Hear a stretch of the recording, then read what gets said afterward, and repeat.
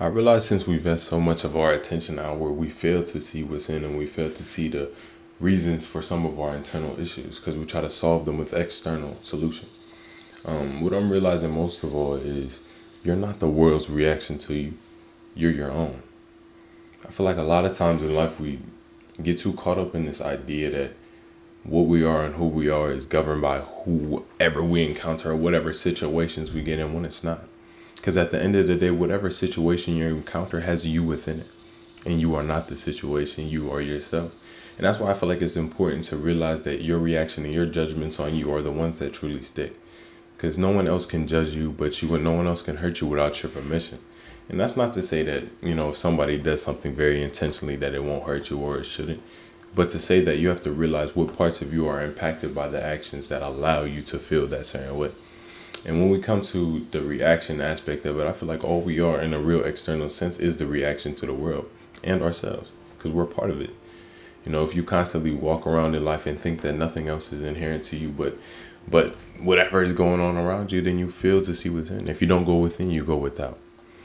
So it's important, I feel like, to sort of gather what you think you are and gather whatever it is you know yourself to be and realize that that reaction to you can be changed and it can be altered to whatever you see fit as long as you're being honest and doing your best.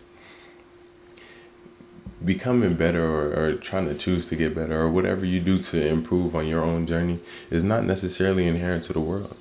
It's inherent to your internal world, inherent to whatever makes you feel most like yourself and whatever makes you, feel more fit to readily attack the world. And that's why I feel like any subtle importance on life should be just being present enough with yourself to realize these things and realize whatever it is that's holding you back from yourself or making you get in your own way. I feel like life is too stressed to sort of live it. And I feel like a stressed eye sees a stressed world. And the more we have stress within, the more we react to ourselves with negativity, the more negativity we're going to see in the world. Because it's not necessarily a reflection because, all these things exist at the same time. All negative and positive all exist at the same time. It's all sitting right in front of us, and it's up to your perspective to choose which one you want to see and nurture. If you're acknowledging that there is some type of negative possibility, then you have to acknowledge that the positive one has to exist as well. Your lowest lows are only in reference to your highest highs, and that's why I feel like it's important to understand where you're coming from in terms of your reactions and in terms of whatever it is that you're encountering. And saying that you're the reaction to the world and saying that you're the reaction to yourself, it's not to say that the world has no influence. It's to say that you have influence over yourself more than the world should. Not to say that anything else isn't important, but to say you are also important in whatever it is that you're encountering. Because, I feel like life is too short to be lived in reference to anything else. And that's not to say be narcissistic or be selfish. Of course, have some sort of humility and humanity when it comes to it. Because, the more you project your own negativity and what you put out is put back on you. It's important to treat others and treat the world and treat whatever you want with a certain kind of care and affection that you would treat yourself with. Because at the end of the day, how you treat the world is how you treat yourself, and how you see the world is how you see yourself. And I feel like the more negativity we see is just exemplary of the negativity that we hold within ourselves. And that's why I feel like it's important to understand that it's your reaction that matters. Because it's your judgments that have to be cast upon yourself. If somebody says, I'm stupid or something like that, something real general, something real light. Unless I believe that and cast that judgment onto myself, I will feel nothing. Like it's the way we attribute to self, which is not us, that allows us to feel it and allows it to be inherent to us because we allow it to be a part of our character instead of allowing it to pass. And allowing it to pass isn't about not acknowledging it. Like I've said in a couple of times before, it's not about not acknowledging negative possibility or negativity.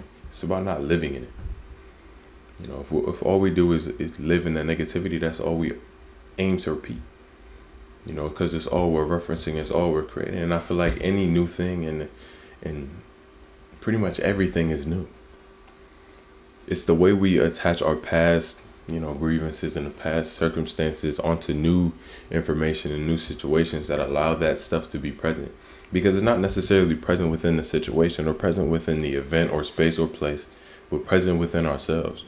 Just like pieces of mentality, so is negativity, so is anything else negative you find in the world. All of it is just a matter of your perception. And that's not to say we're super grand things like free Palestine, stuff that's going on across the world. You know, some stuff is inherently negative, but when it comes to stuff that has to do with our internal world and the mundane things we choose to trip over on our day-to-day basis, I feel like it's really just important to understand the freshness of each new day. Understand that each day is sort of a new life, a new opportunity to try again and do whatever you want. You know, and sometimes you might even think that each second is a new day, or each minute, or each hour. It's just about the perspective at which you take on the world that allows you to traverse it in a way that you feel is befitting of yourself.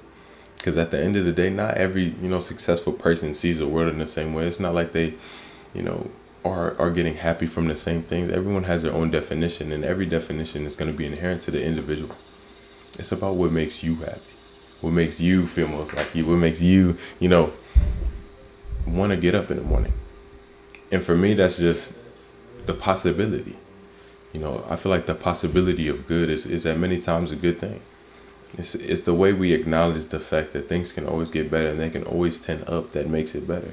And that's not to say you have to ignore the negative aspect of that, like, oh, it could be negative, but I don't see a point in early suffering. He suffers more than necessary who suffers before it's necessary. A lot of times I feel like our situations are already addressed in our head, and that's what I mean by acknowledgement. I can acknowledge that something bad could happen. I can acknowledge that every time I drive I could crash. I could acknowledge that, but I'm not going to live in that anxiety of it. I'm going to deal with that situation whenever it comes about, but I'm going to have a certain preparedness just from the acknowledgement. And I feel like we have to acknowledge ourselves in that way too.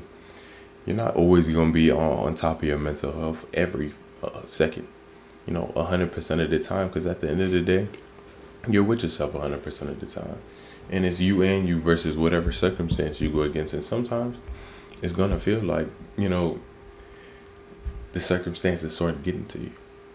But what I realize is it's not about how much you feel like the circumstance is getting to you. It's about how much of yourself you feel like is still there. How much of yourself you feel like you're investing into a situation. And that's really the reaction aspect of it.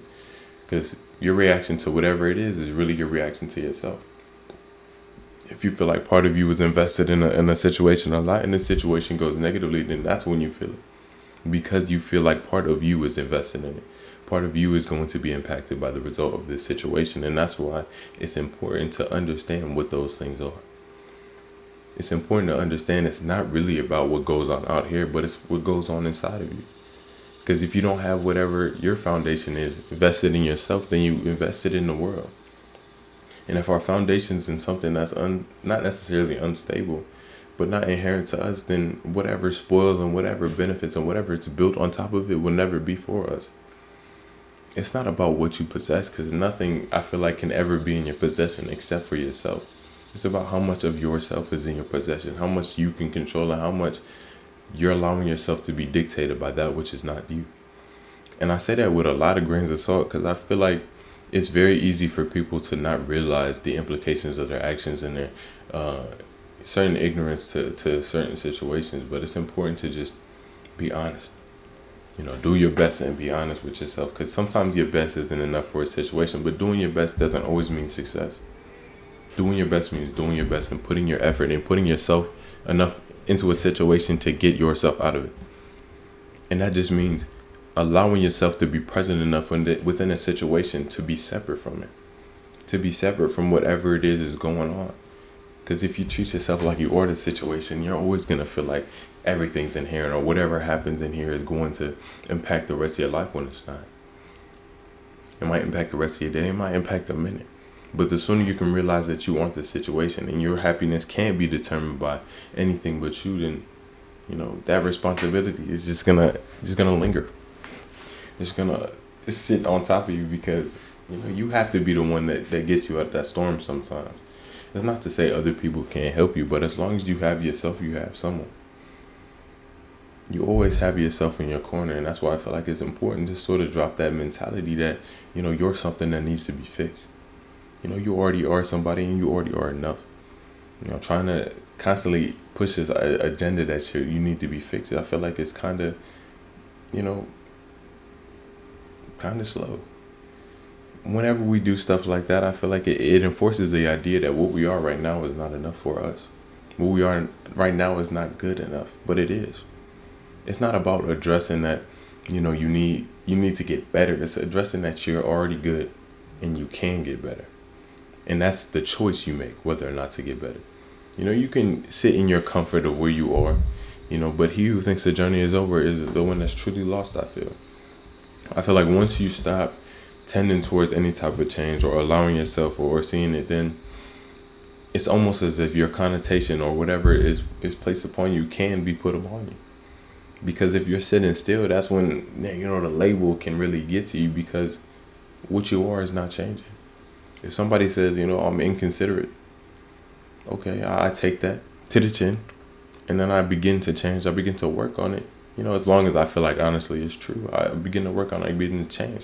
And that's what allows, I feel like, people's mental to continue to progress towards something better.